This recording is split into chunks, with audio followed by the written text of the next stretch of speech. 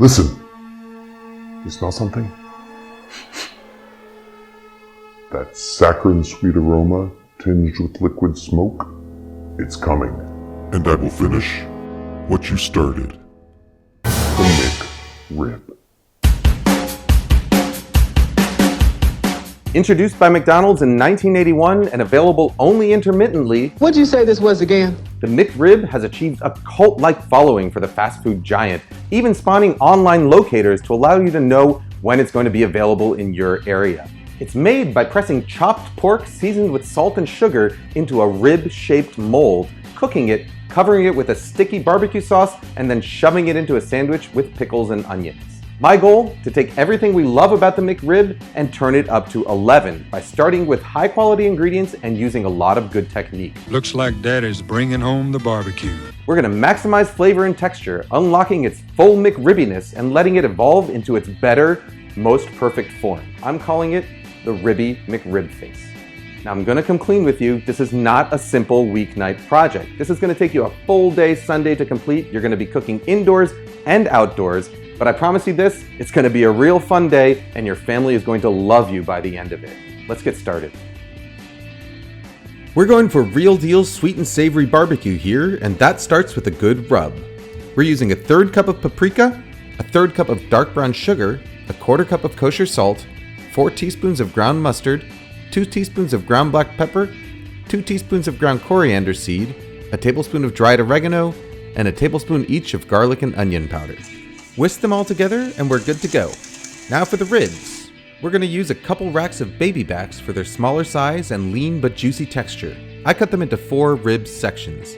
Now rub them all over with the spice mixture and let them rest in the fridge for at least 4 hours to help maximize juiciness. When you're ready to cook, light up a third chimney full of charcoal in a kettle grill or smoker using a chimney starter, then spread the coals on one side of the coal grates and add a few chunks of hardwood. I like using hickory or mesquite for this recipe. Put your grill in place and add your ribs to the cooler side of the grill. This allows them to smoke low and slow until they're perfectly tender.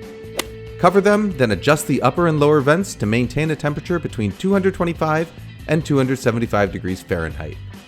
Smoke the ribs, adding more wood chunks periodically and maintaining the temperature until the ribs are tender, about 4 hours. Lift up the lid and brush them with your favorite store-bought barbecue sauce. Wait a minute, store-bought sauce? We can do better than that. Combine a cup of chicken stock, a half cup of ketchup, a quarter cup of dark molasses, a small onion that's been grated on the large holes of a box grater, a tablespoon of brown mustard, 2 tablespoons of Worcestershire sauce, 2 tablespoons of cider vinegar, and 2 teaspoons of hot sauce.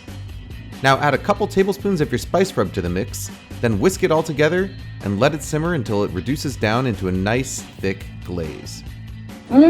Now we're ready to sauce our ribs. Give them a few coats, letting them smoke for about 10 minutes in between each coat until they're sticky, shiny, and lacquered.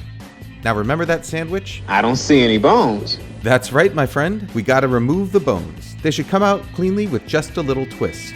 Now give the ribs one final coat of sauce, then place the boneless slab on a toasted bun and top it with some pickles and onions. You ready to dig in? Here goes. Wait a minute.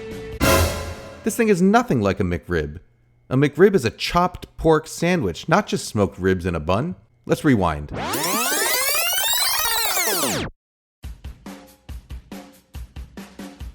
For chopped pork, you want a nicely marbled 2-pound chunk of pork shoulder cut into 1-inch cubes and seasoned with a tablespoon each of kosher salt and sugar. Toss it all together and refrigerate it for at least 4 hours before grinding in batches in the food processor. Now I know what you're thinking. What about those ribs? Well, don't worry, we're not going to waste them. Pick off the rib meat, give it a rough chop, and add it to the food processor as well, giving it a few short pulses to combine. You end up with a chopped pork mixture that has the smoky flavor of barbecue and crunchy bits of bark built right into it. To shape the patties, line 2/4 sheet pans with parchment paper and press half of the meat on top of each one.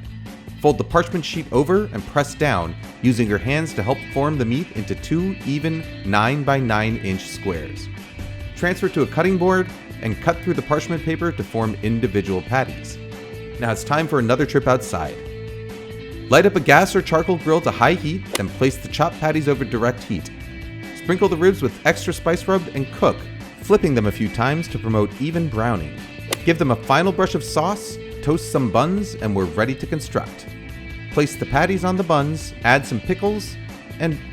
wait a minute. Store-bought pickles? We're obviously making our own here. Start by slicing some Kirby cucumbers, which have a denser texture than standard cucumbers and are better for pickling. In a skillet, combine a cup of water, a cup of white vinegar, and a tablespoon of salt. Next, add a pinch of red pepper flakes, a couple cloves of sliced garlic, 2 teaspoons each of black peppercorns and mustard seed, and a couple sprigs of fresh dill. Bring the whole thing to a simmer and then pour it over the sliced cucumbers. In just half an hour, you'll have fresh, crisp, ready-to-use pickles. And tell you what, if you want to go all out and make your own buns, well, you can do that too. My Semita roll recipes are perfect for the job. Just look for the link to all these recipes in the description. Now we're ready to assemble, finally. Top those saucy patties with your homemade pickles on your homemade buns, add some sliced onions, and close up the sandwiches. The great news is, you no longer need to wait to satisfy that McRib craving, because the Ribby McRibface is just a slightly ridiculous amount of cooking away. Okay, it's a very ridiculous amount of cooking.